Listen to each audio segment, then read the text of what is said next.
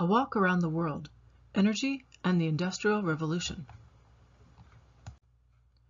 We'll begin with a review, then we'll look at past power and new power.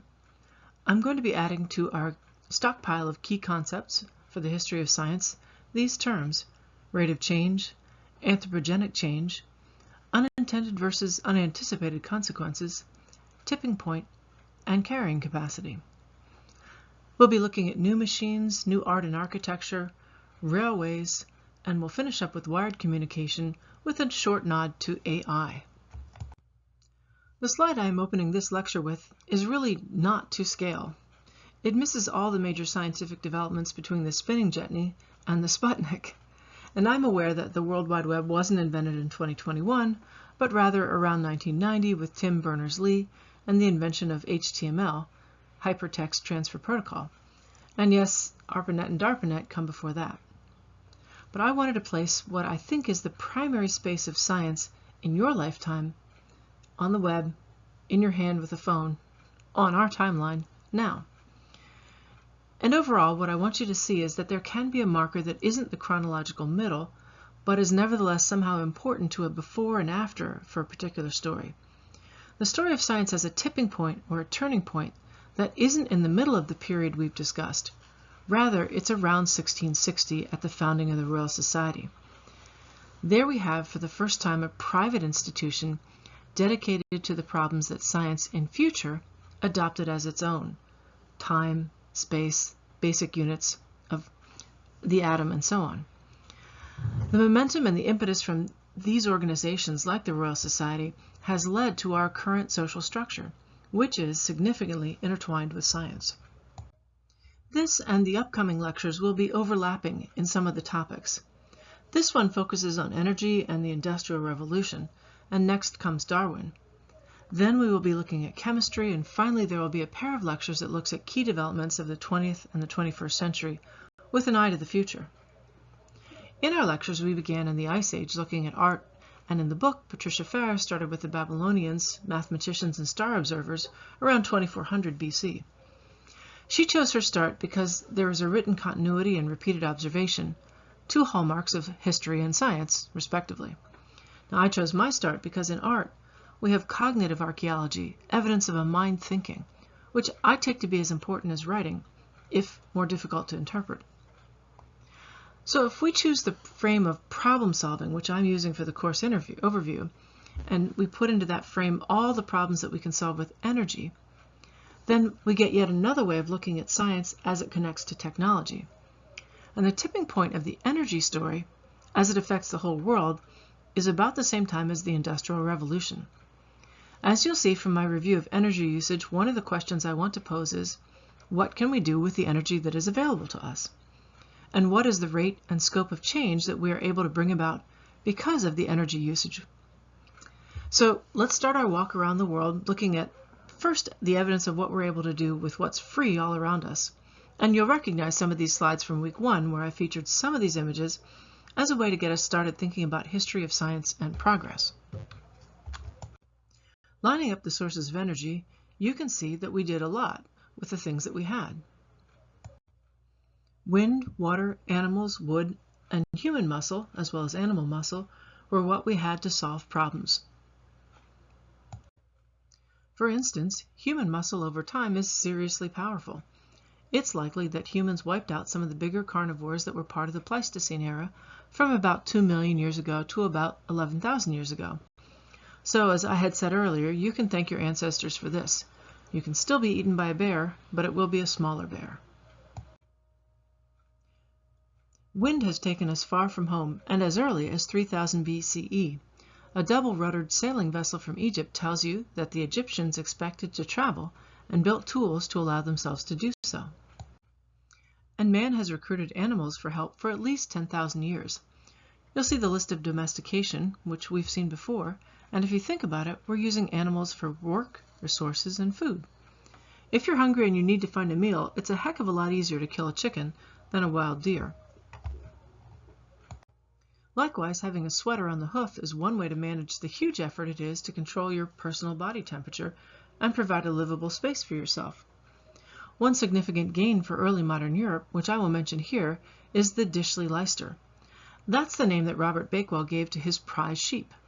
His breeding project created a sheep that looked like, quote, a water tank on 4 legs, close quote. Previous to Bakewell's work, sheep were smaller overall and less fleshy. Consequently, fewer people could eat meat. After 1795, meat was available year-round in the markets of the big cities.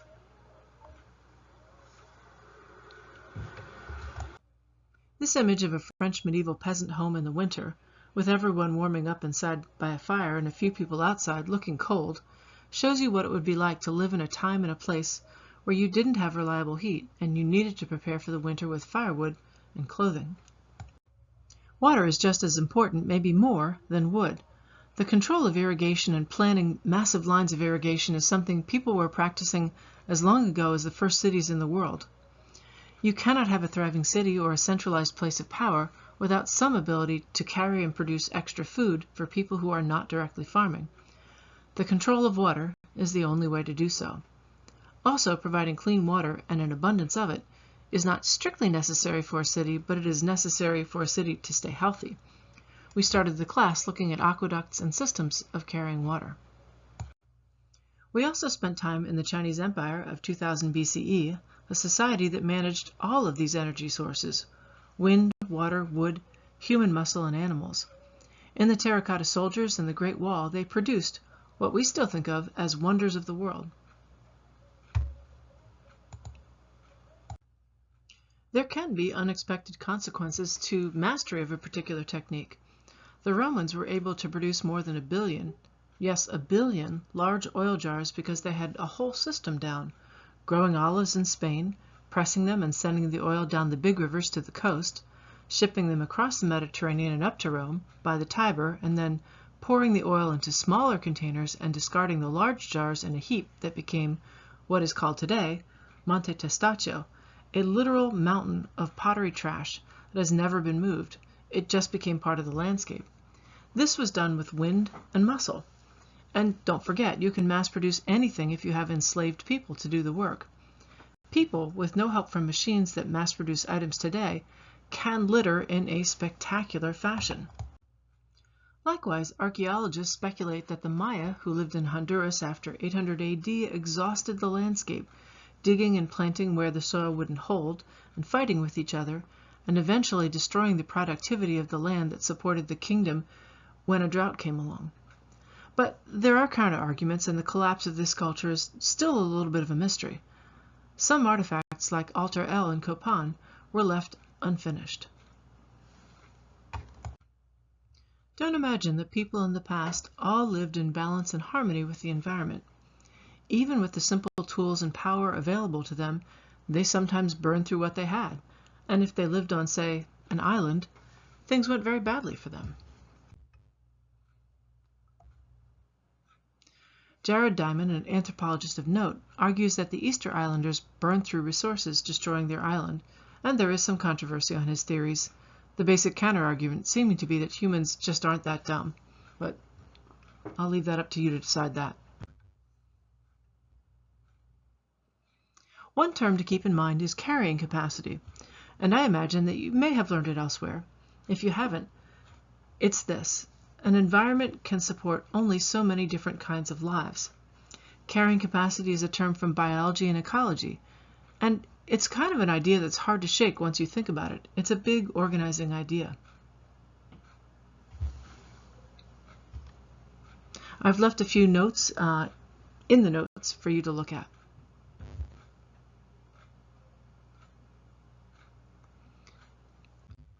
Humans may require more than a particular environment can give, or they may use up all the resources and need to move on. Since there's only one planet we know we can live on, let's hope we can manage not to burn through the energy and the resources where we all are. Just for reference, in my opinion, any chart that has a number of Earths as one of the axes is a bit suspect in the sense that it's really impossible to manage. It's not like we actually are measuring the number of Earths that we are using. Nevertheless, this picture makes a point.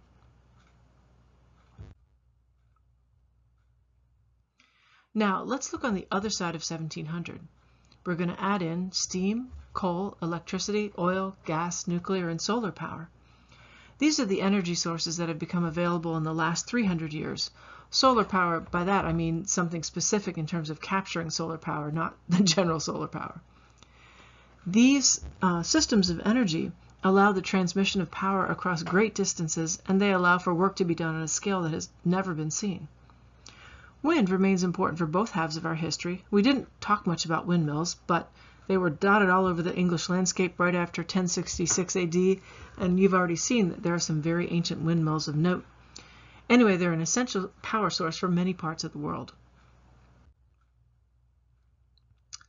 Let's start with light, and this is a holiday that I plan not to celebrate. This is the advent of electricity, creating an endless workday. We're no longer dominated by a lack of light at night. Electricity brings the end of the sun-dominated day, and particularly the sun-dominated workday. The advent of electricity also brings long-distance power transmission, which allows cities to move away from rivers, the natural sources of power and health. You'll see, though, that most of the world's oldest and biggest cities, like Shanghai here, are set on rivers. Our connection to energy allows us to be, almost always, warm and dry. Seasonal weather stops being an issue for those of us who live in first-world temperate climates. Fire, wind, and water connect us to the past, but combustion engines and gasoline give ordinary people regular access to experiences our ancestors never had, speeding across a landscape and flying. Let's stop to think a minute about these two words, unintended or unanticipated. Unintended means we really couldn't have guessed that this was going to happen. We didn't mean for it to happen, but nobody could have guessed. Unanticipated implies, at least, that somebody could have guessed and somebody should have thought.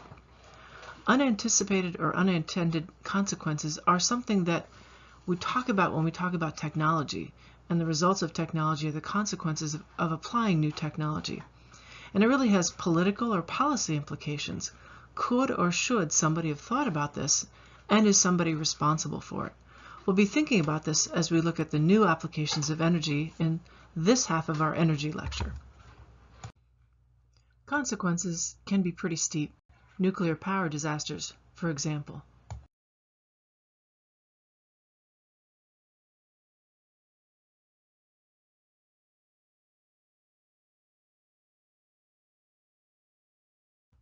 If no one has the political will to regulate mass production, a space can be ruined seemingly overnight. This image of Manila Bay is heartbreaking. And we discussed this one at the beginning of class, and this is weirder and even more disturbing. These are the images of the Cuyahoga River on fire in Ohio. And as I mentioned to you, it's not astonishing so much that it caught fire in 1969. It's astonishing that it caught fire in 1868, 1883, 1887, 1912, 1922, 1936, 1941, 1948, and 1952. This image is from 1952. This is an older image, but it makes the point as clearly as any other I've found. We have the capacity to alter the whole planet. And really, there's no one else to complain to. You can't write a note to the polar bears and the penguins and tell them to turn up the air conditioning. Unfortunately, they can't write a note to us either. What we can actually do may be limited, but fixing things for everyone on the planet is, I think, on us. I like this image because it's an image from the Earth from above, and it really makes you think, how are we looking at our planet? Anthropogenic change is the change that we describe when we're talking about things that human beings have done. And I'm going to soapbox for 2 moments. As I've said before, and I will say again, I'm a believer in human exceptionalism. I think we are alone on the planet if we consider our capacity to feel, to suffer, to think, to plan, to communicate, and to wonder. There are beings around us that share our capacities. Dogs can feel, elephants can suffer, chimps can think, crows can plan, and dolphins can communicate. But as far as we can tell, only we wonder and worry about the fate of us all. Where we came from, where we're going, no one but us is capable of wondering and worrying. And that's my second soapbox. The people who get hurt by climate change caused by humans are typically poor. You can do anything you like to keep the planet cool, change energy sources, reuse, recycle, eat less meat, whatever. But what's in our power to do, we should do, and we shouldn't do it for our kids and our grandkids. We should do it for our neighbors, and we should do those things that are in our capacity to do now, not later. All right, I'm off my soapbox and we're back to the second half of the lecture here. I'd like for you to compare the time scale. For the first half of the energy source we were looking at about 30,000 years that made an impact, but far less overall impact than the last 300 years. The rate of change is breathtaking. And so let's look at the breaking point and what happened then. Something I found really interesting, a quote that I've never been able to forget. The Englishman of 1750 was closer in material things to Caesar's legionnaires than to his own great-grandchildren. Industrialization made a huge change for everybody. Humans without modern power sources accomplished amazing things, including sailing around the globe, mass production of goods, unforgettable monuments to ideas and people. But the Industrial Revolution is the beginning of rapid change in the landscape and in lifestyles. The use of powerful and mobile energy sources magnified the effects of unanticipated and unintended consequences. There are a range of inventions to consider. First, I just want to note that the English clock-making industry of the 1600s supplied ideas and workers for the English textile industry of the 1700s. I'm reading a terrific book that made this point, and it's not one I was really familiar with before. So in future lectures, I imagine I'll add a little bit more to that. But right now, I just want to put in front of you that machines really came out of the clockmaking industry. The spinning jenny is one of the first machines that quadrupled working power. It was one of the first significant improvements to the spinning wheel from the 1300s. Multiple threads could be spun at the same time by a single operator. Hargreaves, the inventor, was an English carpenter and weaver who lived in Lancashire, and he also had some clock-making roots. He sold some models to interested buyers, and later he fought to preserve the patent to his invention. So the idea of copyright becomes important with print, and the idea of intellectual capital becomes significant in the Industrial Revolution. This, the spinning mule, combined the water frame and the spinning jenny. It spun multiple threads and it was powered by water. It was one of a continuing series of innovations that altered the speed and methods of producing cloth. Now I mentioned the breeding projects that produced heavy, meaty sheep. In this century, tea, sugar, cloth, and mutton were some of the items that moved from luxury items to standard fare. And if you wanted to follow the history of the British Empire and the conquest of India, you'd also see other parts of this story. But we're going to stick with this part right here. It's worth mentioning that machinery and slavery can exist together quite successfully. Nothing about eliminating the need for skilled human labor suggests that henceforth humans should therefore be considered valuable. After the Enlightenment view of inherent human rights took hold, there came a political question. Can we reconcile the rights of human beings with the kinds of conditions we allow other humans to live in? Think about factories then and factories now. We really haven't resolved this question. And as I said earlier, engines began to be built to run not on human muscle, but on steam and on coal. These machines weren't highly precise, and as far back as the Greeks, it was known that steam could produce working power. It's one of history's great what-ifs. What if any culture before the British of the 1750s had been motivated to build steam or coal-powered engines? And why didn't they, since the knowledge and ideas were more or less available? But they didn't. In some ways, these new machines were breakthroughs motivated by new inquiries into old questions. What is air? Is it an indivisible element, or is it made up of other items? How can we test out our ideas? As you recall, Dennis Papin, who made the first engine to pump water out of mines, was a friend of Boyle, of air pump fame. In addition to the innovations brought by the cloth-making industry, there were steam and coal engines from 1699 onward. Early steam engines were used to pump out mines to obtain more coal. Most importantly, power was no longer tied to a running stream or a windy spot on a hillside. Instead, power could be carried to a shop and conveyed by belts to individual workstations. Not very far into the Industrial Revolution comes this 1801 painting called Coalbrookdale by Night. You can see the everyday landscape is changing. A factory is running at night, clouds are being produced or lit up, and the big machine parts are just lying around on the ground. It's a kind of pastoral scene gone wrong. And in some ways it looks like the photographs that were to come within the next 40 years. And if we think about how industry altered the landscape, the cityscape also has to be considered. How to make a big building changed with the new ways to produce iron and steel. Now, puddling is the process of creating wrought iron or steel from pig iron meaning the little blocks of pigs, little blocks of iron that look like little baby pigs. Right, in this process, iron is melted by hot air, and it never needs to come into contact with the charcoal. You can see a side view in Figure 1 and a top view in Figure 2. The furnace is heated slowly, and then the pig iron is added. It's mixed with rods through the crucible door, and slowly the carbon in the pig iron is burned off.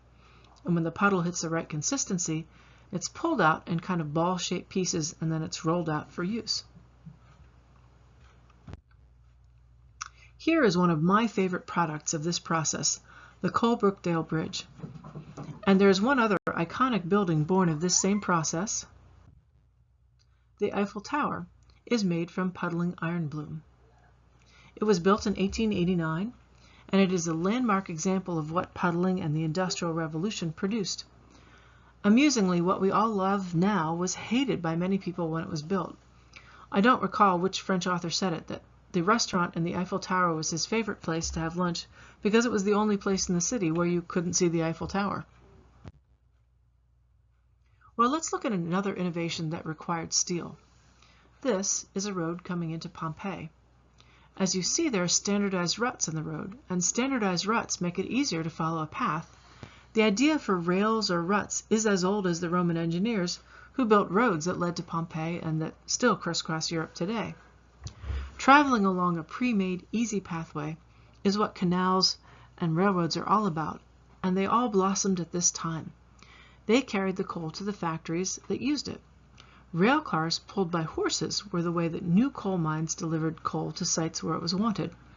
So trains were a natural addition to the existing rails. Then new energy sources, coal, were traveling along a pathway that already existed. At the same time as the Industrial Revolution was unfolding, England was experiencing its first big population spike since the end of the Middle Ages. There was a social energy and a literal new coal energy to use. One of the first inventors and engineers to put coal together with an engine and existing rails was George Stephenson in what were called the Rainhill Trials. His rocket engine won the public demonstration in 1829 to determine if coal and train locomotive engines could work over a mile of level track. People living in that period were intensely conscious that their world had shrunk. They talked about the dizzying speed of the train, which is 35 miles per hour at tops, and the way that their lives were now touching lives with total strangers. As I said, there was social energy and there was literal coal energy, and some of the existing rail lines followed the existing pathways for canal and coal transportation. And if you want some exhausting detail on the canal, coal, and early rail lines, I've put a link in the notes for you. And just for fun, this is what it looked like. This is, in fact, the Hogwarts Express, which is a real steam train. It's called the Jacobite, and it's still active for tourists in Scotland. This is one of my favorite images of the Industrial Revolution. Coal is essential to rail travel in producing the engine, the rails, and even the opportunity for this 19-year-old engine driver to experience brake failure at the Paris station of Montparnasse. Amazingly, he didn't die, nor did anyone on the train. Unfortunately, he did kill someone on the sidewalk.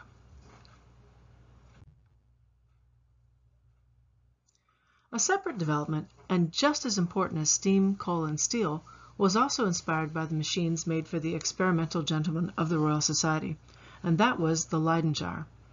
A Leyden jar could be charged with static electricity, store it, and give off a charge. It's the first easily portable battery, and it inspired a whole branch of research by quote-unquote electricians That is, people who were fascinated by and experimented with how electricity was generated and stored and transmitted, and what, in fact, it was. And I've got a further look at the Leyden jar in the link in the notes. But even with a somewhat unclear understanding of how electricity worked, communication was the beneficiary of electrical experimentation. The telegraph is an extension literally of electrical power across long distances, and it shrinks the miles even more dramatically than the train does. The breakthrough to make it truly useful was Morse's breakthrough, a simple code system that allowed operators to talk quickly and clearly. This is a pretty interesting advertisement. Whatever electricity was, you could make a buck on it, and people did. As an aside, and as I said in a previous lecture, I think communication is always a pent-up demand, or so it seems to me. If you create any new venue, cuneiform, tablets, telegraph, telephone, email, text, video chat, people will flock to that venue. The world was first wired in the Victorian era, as this map shows. Lines ran from England through India and down to Australia, the British Empire. And it was the British who did this job first, laying undersea cable, because it was risky, expensive, and very difficult. To protect the wires, rubber like gutta percha was an essential, and so they needed to bring that into their empire too. The world's whole economy shifted to accommodate the need for communication. And if you want to see some excellent and accessible science writing on the question of the gutta percha, I've got some links in the notes for you.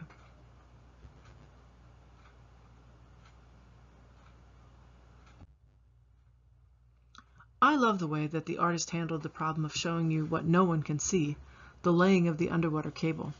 You can imagine that the whale saw it, even if you didn't.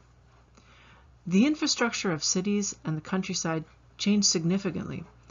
We've seen in images the heavy investments in the built environment. Just try to imagine the landscape on a sped-up film going by in a blink. I think this is what the early 20th century felt like. People were moving faster than ever before. Messages were speeding in from everywhere. Now, think about the rate of change that AI is going to bring and what kind of intellectual infrastructure underpins machine learning. It's equally invisible to us how that's going to grow and how that's going to go. I think the message for ourselves is, buckle in. I'll end our look at the impact of science, technology, and energy sources in our lives with Edison, the man who gave us the third shift. We'll come back to him in a future lecture. To sum up, science and technology have a turning point somewhere between the 1660s and the 1750s. They gain momentum. They start to assume the place they will have in our lives beginning at this point. The rate of change speeds up significantly. We begin to see the carrying capacity of our own built environments more clearly. We start to see that there are tipping points beyond which perhaps we cannot recover. There are significant unintended and unanticipated consequences for good or for ill, and we are the inheritors of all of them.